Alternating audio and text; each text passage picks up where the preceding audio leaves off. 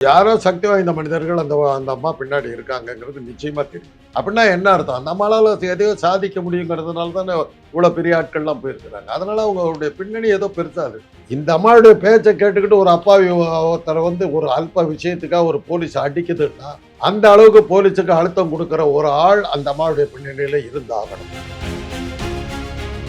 குற்றம்னு சொன்ன ஆளுகளே மாட்டிக்குவானுங்க போல இருந்தது, சைலண்ட் ஆயிட்டு. இன்னைக்கு வரலாம் சுவாதி கொலையை பத்தி எந்த விஷயமும் தெரியாது, அப்படியே மூடி மறைச்சிட்டாங்க. ஆடிட்டர் ரமேஷை பத்தி இன்னைக்கு ஒண்ணுமே வரல. இதை ஏன் இப்படி சொல்றேன்னா, இதை பத்தி நான் ஒரு சேட்டலைட் டிவில பேசும்போது எனக்கு ஒரு மிரட்டல் வந்தது அவங்களுக்கு. அப்போ மத்திய அரசு இதுல தலையிடும் பட்சத்தில் இதில் விசாரணை வலயத்திற்குள் யாரெல்லாம் சந்தேக பார்வைக்கு உள்ளாக்கப்படுகிறார்களோ அவர்கள் எல்லாம் இதில் உள்ளடங்க பருவார்களா? சாத்தாங்குளம் என்னாச்சு? சிபிஐ கிட்ட கொடுத்தீங்க, இன்னைக்கு ஒண்ணுமே ஆகலையே. சிபிஐ கிட்ட கொடுத்தா டி எண்டுங்க. சிபிஐ எந்த கேஸை கண்டுபிடிச்சு குற்றவாளி உள்ள தள்ளி சொல்லுங்க பார்க்கலாம். ஒரு கேஸ் சொல்லுங்க பார்க்கலாம். CBI central bureau of investigation, அவங்க எப்படி இவங்களை காட்டி கொடுப்பாங்க? இன்னைக்கு இருக்கிற காவல்துறைகள்ல 75-80% பழனிசாமி ஆட்சியில் நியமிக்கப்பட்டது.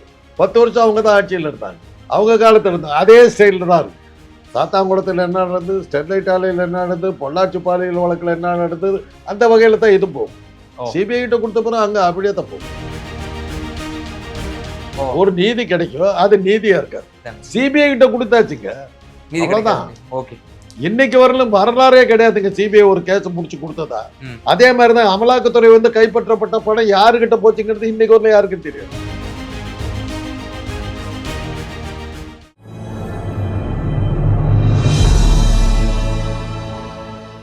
தமிழ் நியூஸ் பார்வையாளர்களுக்கு அன்பு வணக்கம். இன்றைய சிறப்பு நேர்காணலில் நம்மோடு இருந்திருக்கும் சிறப்பு விருந்தினர் மருத்துவர் மற்றும் அரசியல் விமர்சகர் மரியாதைக்குரிய திரு காந்தராஜ் சார். சார் வணக்கம் சார். இந்த அஜித்குமார் அவங்களுடைய இந்த விசாரணை மரணத்துல புகார்தாரர் மீது அந்த மரணத்திற்கு பிறகு அடுக்கடக்கான பல சான்றுகளை எடுத்து போடுறாங்க, சமூக வலைதளங்களில் பேசுபொருளாகுது, அரசியல் கட்சியினர் பெரிய ஒரு கேள்விக்குள்ளாக்குறாங்க. எப்படி ஒரு தனிநபர் வாய்மொழி உத்தரவின் மூலமாக ஒரு பெரிய அதிகாரிகள் இன்ஃப்ளூயன்ஸ் மூலமாக ஒரு அப்பாவியை படுகொலை செய்ய முடிந்திருக்கிறது என்ற ஒரு பல கோணத்துல விசாரணைகள் இப்ப சிபிஐக்கு ஒப்படைக்கப்பட்டிருக்கு. இப்போது அண்மையா வந்திருக்கக்கூடிய செய்திகள், குறிப்பாக காங்கிரஸ் கட்சியினுடைய மாநில தலைவராகக்கூடிய திரு செல்வ பெருந்தகை அவர்களே இந்த குற்றச்சாட்டை முன்வைத்திருக்கிறார். அவர் நிகிதா என்பவர் பாஜகவினுடைய நெருக்கமானவர் அப்படின்ற பல தகவல்கள் கொண்டிருக்கிறது. அதே போல முருகன் மாநாட்டையே இவர் தான் அரேஞ்சே பண்ணியிருக்காங்க அப்படின்ற மாதிரி பல குற்றச்சாட்டுகளை திரு செல்வ பெருந்தகை அவர்கள் நிகிதா அவர்கள் மீது குற்றச்சாட்டை முன்வைத்திருக்கிறார். நிகிதாவுக்கும் பாஜகவுக்கும் ஏதாவது தொடர்பு இருக்கும்? யாரோ சக்தி வாய்ந்த மனிதர்கள் அந்த அம்மா பின்னாடி இருக்காங்கிறது நிச்சயமா தெரியும். இல்லாட்டி போன ஒரு 4 கணவர்கள் கல்யாணம் பண்ணிட்டு வசதியான ஆட்கள் தெருவில் போனவங்க வந்தவர்களை கட்டிக்கல, நல்லா கோடீஸ்வரர்களை கட்டிக்கிட்டு இருக்காரு. அப்படின்னா என்ன அர்த்தம்? அந்த அம்மாளால எதையோ சாதிக்க முடியுங்கிறதுனால தானே இவ்வளோ பெரிய ஆட்கள்லாம் போயிருக்கிறாங்க. அதனால அவங்களுடைய பின்னணி ஏதோ பெருசாது. யாரோ மிகப்பெரிய ஆட்கள் இருந்திருக்காங்க. பல கொலைகள் இந்த மாதிரி போயிருதுங்க. கோடம்பாக்கத்துல பட்டப்பகல்ல ஸ்வேதாங்கிற ஒரு பெண் கொலை செய்யப்பட்டார். இன்னைக்கு வரல அந்த கொலை யார் பண்ணாங்கிறது தெரியல. அந்த கொலை நடந்த உடனே பாஜகவை சேர்ந்த ஒரு காமெடி நடிகர், என் ஜாதியை சேர்ந்த ஒரு பெண் படுகொலை பட்டப்பகலில் கொலை செய்யப்பட்டிருக்கிறார், என்ன நடக்கிறது இந்த நாட்டில், அப்படி இப்படிலாம் கத்துனாரு. 2-3 நாள் கழிச்சு பேச்சே காணும். அந்த கொலையாளி என்னன்னாக்கா எலக்ட்ரிக் ஒயரை கடிச்சு தற்கொலை பண்ணிட்டாங்க. பூலோகத்தில் இது ஒன்றும் கேள்விப்படாத ஒரு தற்கொலை. கேச முடியாச்சு. அவங்க குடும்பம் அதை பத்தி அதுக்கப்புறம் கேட்கவே இல்லை. சுவாதி மரணத்தை சொல்றீங்க? அதுக்கப்புறம் கேட்கவே இல்லை. சேலத்துல ஆடிட்டர் ரமேஷ் பாஜகவை சேர்ந்தவர் படுகொலை செய்யப்பட்டார். இதே இதெல்லாம் பாஜக தமிழ்நாட்டில் அரசு சட்டம் கிட்டம் எல்லாம் மீது பேர் எல்லாம் கேட்டாங்க. ஒரு வாரம் கழிச்சு அப்படியே மூடி போச்சு. என்னன்னா 2 மரணத்திலையுமே பல சந்தேகத்துக்குரிய விஷயங்கள் வந்தது. மாட்டிக்க குற்றம்னு சொன்ன ஆளுகளே மாட்டிக்குவானுங்க போல இருந்தது, சைலண்ட் ஆயிட்டு. இன்னைக்கு வரலாம் சுவாதி கொலையை பத்தி எந்த விஷயமும் தெரியாது, அப்படியே மூடி மறைச்சிட்டாங்க. ஆடிட்டர் ரமேஷை பத்தி இன்னைக்கு ஒண்ணுமே வரல. இதை ஏன் இப்படி சொல்றேன்னா, இதை பத்தி நான் ஒரு சேட்டலைட் டிவில பேசும்போது எனக்கு ஒரு மிரட்டல் வந்தது அவங்க கிட்ட. காந்தராஜ் என்ன நினைச்சுக்கிட்டு இருக்காங்க கேமராவில். நான் உடனே பதில் சொன்னேன், தனியாள் நினைச்சுக்கிட்டு இருக்கிறா, எனக்கு பின்னணி இருக்குது, உன்னை நான் என்னால் சந்திக்க முடியும். நீங்களே பதில் சவால் விட்டீங்க. சன் டிவில சொன்னேன். ஓஹோ, பதில் சவால் வா பாத்துக்கலாம் அப்படின்னு அடங்கிட்டாரு. அதே ஊரா நானும் சேலம் தாண்டா. ஆடிட்டர் ரமேஷை பத்தி எனக்கு தெரியும், அந்த மரவநேரி பக்கத்துல குடியிருந்தோம் தாண்டா, எனக்கு தெரியும்டா. அவரை வாய மூடிட்டான். பல்வேறு வகையான பயங்கரமான செய்திகள் அவங்கள பத்தி உடனே மூடிட்டாங்க. நெகட்டிவா போயிடும். இதை வச்சு அரசியல் பண்ணான்னு பார்த்தாங்க. அரசியல் பேக் ஃபயர் ஆயிடும் தெரிஞ்சோன்னா சைலண்ட் ஆயிடும். அந்த காமெடி நடிகர் அதுக்கப்புறம் பேசவே இல்லை. ஆனா அப்பட்டமாக திரு அண்ணாமலை அவர்கள் ஆடிட்டர் ரமேஷை படுகொலை செய்தது வந்து இஸ்லாமிய பயங்கரவாதிகள்னு சொல்லி அவ்வப்போது பிஜேபி RSSனர் வந்து இந்த வார்த்தையை உபயோகப்படுத்துகிறார்கள். இஸ்லாமிய பயங்கரவாதி எப்படி பாருங்க? அது அவர் தொழில் அவர் செய்கிறாரு. அவர் எந்த ஊர்ல இருக்க அந்த ஊருக்கு தகுந்த மாதிரி பேசுவார். கர்நாடகாவில் இருக்கும்போது நான் தமிழ்நாட்டில் பிறந்திருந்தாலும் நான் கன்னடக்காரன், தமிழ்நாட்டுக்கு ஒரு சொட்டு காவிரி தண்ணி ஒரு சொட்டு தண்ணி கூட விட மாட்டேன், உயிர் உள்ளவரை விட மாட்டேன்னு அந்த ஊர்ல இருக்கும்போது பேசுவார். இங்க வந்தாக்கா வந்து வேற கதையெல்லாம் பேசுவார். அவரையெல்லாம் ஒரு பொருட்டா எடுத்துக்கிட்டு அவர் கை குலுக்குறாருன்னு அவர் யாரு கூட கை குலுக்கல. ஏன்னா சார் அந்த அம்மா நிகிதா என்ற அந்த டாக்டர் பெண்மணி தங்களுடைய சமூக வலைதளங்கள்ல பிரதமர் மோடி வந்து புகழ்ந்து பல பதிவுகளை போட்டிருக்கிறாங்க. மாநில செயலாளராக இருக்கக்கூடிய வினோஜ் பி செல்வம் அவர் மத்திய சென்னையில் கூட வேட்பாளர் நின்றார் கடந்த தேர்தலில். அவருடைய போஸ்டர்லாம் ஷேர் பண்ணியிருக்கிறாங்க.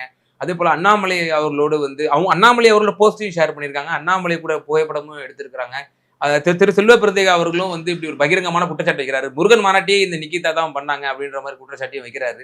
அப்போ அப்படிலாம் பார்க்கும்போது பிஜேபி தலைவர்களும் இந்த வழக்கிற்குள் உள்ள வரலாமா, உள்ள வருவதற்கான சாத்தியங்கள் இருக்காங்கிற ஒரு கேள்வி இருக்கு. செல்வ பிறந்தகை அவர் சொல்றாரு, அவர்கிட்ட தகவல்கள் எல்லாம் இருக்கலாம். எனக்கு அந்த தகவல்கள் எதுவுமே இல்லை. இந்த அம்மாவுடைய பேச்சை கேட்டுக்கிட்டு ஒரு அப்பாவி ஒருத்தரை வந்து ஒரு அல்ப விஷயத்துக்காக ஒரு போலீஸ் அடிக்குதுன்னா அந்த அளவுக்கு போலீஸுக்கு அழுத்தம் கொடுக்கிற ஒரு ஆள் அந்த அம்மாவுடைய பின்னணியில இருந்தாகணும். அதுல சந்தேகம் கிடையாது. அது யாரா வேணாலும் இருக்கு, யாரா வேணாலும். இதுல குறிப்பா இன்னொரு விஷயமும் இதுல வந்து பார்க்க வேண்டியது இருக்கு. இன்னும் என்ன சொல்றாங்கன்னா, பல இந்த வழக்கை எடுத்து நடத்தக்கூடிய வழக்கறிஞர்கள் கூட இது தமிழக காவல்துறை தான் விசாரிக்க வேண்டும், சிபிஐக்கு நம்ம ஒப்படைச்சிருக்கிறோம். இப்போ இந்த பின்னணியில வந்து இப்ப பிஜேபி தலைவர்கள் எல்லாம் வந்து இப்ப பேசு பொருளாக இருக்கிறார்கள். அடி வாங்குறத பார்க்க முடிகிறது. அப்போ சிபிஐ பிஜேபி பக்கம் இருக்கிறது. மத்திய அரசு தான் அந்த வழக்கை விசாரிக்க வேண்டும். அப்போ மத்திய அரசு இதுல தலையிடும் பட்சத்தில் இதில் வந்து விசாரணை வலயத்திற்குள் யாரெல்லாம் சந்தேக பார்வைக்கு உள்ளாக்கப்படுகிறார்களோ அவர்கள் எல்லாம் இதில் உள்ளடங்கப்படுவார்களாங்கிற ஒரு கேள்வி இருக்கேன். வராது. சாத்தாங்குளம் என்னாச்சு? சிபிஐ கிட்ட கொடுத்தீங்க, ஒண்ணுமே ஆகல. அவ்வளவுதான். சிபிஐ கிட்ட கொடுத்தா எண்டுங்க. சிபிஐ எந்த கேஸை கண்டுபிடிச்சு குற்றவாளி உள்ள தள்ளி சொல்லுங்க பார்க்கலாம். ஒரு கேஸ் சொல்லுங்க பார்க்கலாம். உங்களுக்கு உங்க வாழ்நாள் ஏதாவது நடந்திருக்கா சார்? இன்னைக்கு வரலும் கிடையாது. உங்க வாழ்நாள் சிபிஐ என்னையே வந்து விசாரிச்சிருக்காங்க. இந்த ராஜீவ் காந்தி கொலையில என்ன விசாரிச்சிருக்காங்க. 2 தடவை விசாரிச்சிருக்காங்க. ஏன்னா ஆனா சொன்னாங்க ஓரளவுக்கு நான் நன்றி தான் சொல்லணும். 232வது அக்யூஸ்டுக்கு நீங்க கணக்குலயே வரலன்ட்டாங்க. ராஜீவ் காந்தி கொலையில மாட்டி விட்டது எல்லாம் என் ஆளுங்களை தான் மாட்டி விட்டானுங்க. ஏன்னா நம்ம டாக்டர் பிடிக்காம விட்டானுங்கன்னு போய் ஜெயிலில் உட்காந்துட்டு பேசிட்டு தான் நான் மாட்டினேன். அது மாதிரி 2-3 விஷயத்துல என் பேர் மாட்டுச்சு. சிபிஐ வந்து சென்ட்ரல் பியூரோ ஆஃப் இன்வெஸ்டிகேஷன், அவங்க எப்படி இவங்களை காட்டி கொடுப்பாங்க? பெஸ்ட் பேக்கரி வழக்குங்க, கோத்ரா ரயில் வழக்கு எல்லாம் என்னாச்சு? அப்படி கட்டு வரும். அமித்ஷா மேல வந்து 60 கேஸோ 70 கேஸோ இருக்குது. ஏன்னா எங்க விசாரணை நடக்குது இன்னைக்கு இருக்குது case. Accused is number 1 accused. Malegaon குண்டு வெடிப்பு என்ன ஆச்சு? இது அவ்வளவுதான். இந்த கேஸ் இன்னும் ஒரு 4-5 நாளைக்கு ஓடும். அப்புறம் எல்லாம் அப்ப திரு முதலமைச்சர் அவர்கள் வந்து எதிர்கட்சிகளோட அழுத்தத்தினோட ஒரே காரணத்திற்காக தான் சிபிஐக்கு அனுப்புனாரா? சிபிஐக்கு விட்டாக்க இப்ப இனிமே வந்து இவரை கேட்க முடியாது இல்ல, திரு மு க ஸ்டாலின் அவர்களை கேட்க முடியாது, திமுக பண்ணிடுச்சுன்னு சொல்ல முடியாது இல்ல. மோடி கிட்ட தான் போய் கேட்கணும், அமித்ஷா கிட்ட தான் போய் கேட்கணும். போங்க. இப்ப இதுக்கு நீதி வேணும்னா நம்ம மோடி தான் கேட்கணும். நீதி கொடுப்பாரு, பெஸ்ட் பேக்கரியில கொடுத்த மாதிரி கொடுப்பாரு. ஓகே. இதுல இன்னொரு பார்வையும் பார்க்க வேண்டியிருக்கு சார். இப்போ இந்த விவகாரத்துல நிகிதா ஒரு ஹேபிச்சுவல் அஃபண்டரா இருந்திருக்காங்க. பலரும் இப்போது திரை முன்பு வந்து தங்களுடைய ஆதங்கத்தை கும்புறக்கூடிய விஷயங்கள்லாம் பார்க்குறோம். பல லட்சம் ரூபாய் கொடுத்து ஏமாந்துருக்கிறாங்க, அரசு வேலை வாங்கி தரேன்னு சொல்லி. இன்னும் எண்ணற்ற விவகாரங்கள் அவங்க பேர்ல வந்து நடந்துகிட்டே இருக்கு. ஈவன் காலேஜில் கூட அவங்க ஒரு பேராசிரியராக இருக்கிறாங்க. காலேஜில் கூட மாணவிகள் மத்தியில் வந்து தகாத வார்த்தைகளை பேசுவது, இது மாதிரி பல விவகாரங்கள் வந்து அவங்க மேல வந்து கொண்டிருக்கிறது. காவல்துறை ஏற்கனவே எஃப்ஐஆர்லாம் பதிவு செஞ்சிருக்கிறாங்க. காவல்துறை கூட இவங்களை மெத்தனை போக்கா இவங்களை வந்து ஒரு கைவிட்டாங்களா? தமிழக அரசு காவல்துறைக்கும் இதுல முக்கிய பங்கு இருக்குல்ல. அவங்களுடைய இந்த ஸ்லாக்னஸ்னால தானே இப்ப இவங்க வெளியே நடமாடி இருக்காங்க. இவங்களை வெளியே நடமாட விடக்கூடிய நபரா அப்படிங்கிற ஒரு கேள்வி இருக்குல்ல. நிச்சயமா இருக்கு. இந்த கேள்விக்கு காவல்துறை தான் பதில் சொல்லணும். இதுக்கு திமுக சப்போர்ட்டான ஒரு பாயிண்ட் நம்ம பேச முடியும். எப்படி சார்? என்னன்னா, இன்னைக்கு இருக்கிற காவல்துறைகள்ல 75-80% வந்து பழனிசாமி ஆட்சியில் நியமிக்கப்பட்டவர். ஓ 10 வருஷம் அவங்க தான் ஆட்சியில் இருந்தாங்க. ம். இவங்க 4 வருஷமா தான் இருக்காங்க. இவங்க நியமிச்ச ஆளுங்க இன்னும் வரல, பதவிக்கு பெருசா வரல.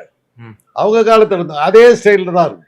சாத்தாங்குளத்தில் என்ன நடந்தது, ஸ்டெர்லைட் ஆலையில் என்ன நடந்தது, பொள்ளாச்சி பாலியல் வழக்கில் என்ன நடந்தது, அக்ரிகல்ச்சர் மாணவிகளை நெருக்க வச்சு கொடுத்துறதுல என்ன ஆச்சு, கொடநாடு கேஸ் என்னாச்சு, அந்த வகையில் தான் இது போகும். ஓ. சிபிஐ கிட்ட கொடுத்த பிறகு அங்கே அப்படியே தான் போகும். ஒன்றும் ஆகாது. ம், ம், இது சும்மா இப்போதைக்கு நீங்களும் நான் பொழுது ஓட்டிட்டு ம், பேசிட்டு ம். அது முடிஞ்சு போச்சு. இப்ப நீங்க இவ்வளவு வழக்கெல்லாம் குறிப்பிட்டிருந்தீங்களே, அதுக்கெல்லாம் இன்னும் நீதி கிடைக்காம இன்னும் அப்படியே கிடப்பிலே கிடக்கு. இப்போ மக்கள் மத்தியில ஒரு அச்சம் ஏற்பட்டிருக்கிறது. இந்த வழக்குக்கு நீதி கிடைக்குமா? கிடைக்காது. கிடைக்காதுன்னு நீங்க சொல்றீங்க. நினைக்கிற நீதி கிடைக்காது, அவ்வளவுதான் நான் சொல்லுவேன். ஓ. ஒரு நீதி கிடைக்கும், அது நீதியா இருக்காது. ஓ இதானே. சிபிஐ கிட்ட கொடுத்தாச்சுங்க, நீதி அவ்வளவுதான். கிடைக்காது. ஓகே. இன்னைக்கு வரலும் வரலாறே கிடையாதுங்க சிபிஐ ஒரு கேஸ் முடிச்சு கொடுத்ததா. ம். அதே மாதிரிதான் அமலாக்கத்துறை வந்து கைப்பற்றப்பட்ட பணம் யாருகிட்ட போச்சுங்கிறது இன்னைக்கு வரல யாருக்கும் தெரியாது. ம். காத்தராஜ் வீட்டில் கொத்த கத்தையாக பணம் கைப்பற்றப்பட்டது, பல கோடி ஆகப்பட்டது. எங்க போச்சது, யார்கிட்ட கொடுத்த? ம். முக்கிய ஆவணங்கள் ம். காத்தராஜ் வீட்டில் கைப்பற்றப்பட்டது. அது முக்கிய ஆவணத்துல என்ன இருந்தது? என்னைக்கா சிபிஐ சொல்லி இது ஏடி சொல்லிருக்குதா? அமலாக்கத்துறை ம். பிடிப்பாங்க, இது பண்ணாங்க, படம் கத்த கத்தையா செய்தி போட்டுருவாங்க, முடிஞ்சு போச்சு. காத்தராஜ் வீட்டு ரெய்டு எல்லாம் முடிஞ்சு போச்சு. அதுக்கப்புறம் அந்த காசு எங்க போச்சு, அந்த ஆவணங்கள்ல என்ன இருந்தது யாருக்கும் தெரியாது. குறிப்பா சேகர் ரெட்டி வீட்டுல கூட கட்டுக்கட்டா எடுத்தாங்க, ஒண்ணுமே இல்ல. ஒண்ணும் பண்ண முடியாது, அதுவும் பண்ண முடியாது. அதுக்கப்புறம் அவங்க வீட்டுல ஒரு ரெய்டு பண்ணி பாத்தீங்கன்னா தெரியும். இவங்க வீட்டுல ரெய்டுக்கு முன்னாடி அந்த அதிகாரி வீட்டுல எவ்வளவு பணம் இருந்தது, ம். ரெய்டுக்கு அப்புறம் அந்த வீட்டுல என்ன பணம் இருந்தது யாருக்கு தெரியும்? ஓகே. அப்ப நீதி வந்து நியாயமான நீதி இருக்காதுன்னு. இந்தியாவில் அதை எதிர்பார்க்கறதுல அர்த்தம் இல்லை. ஓகே. அவ்வளவுதான். Okay sir. பல்வேறு விவகாரங்கள்ல எங்க நேர்களுக்கு ரொம்ப தெளிவா விளக்குனீங்க. ரொம்ப நன்றி. நமது தமிழ் நியூஸ் சேனலில் உங்களது பொருட்களை வெறும் 500 ரூபாயில் விளம்பரம் செய்ய வேண்டுமா? தொடர்புக்கு 7806942275 தொடர்பு கொள்ளுங்கள்.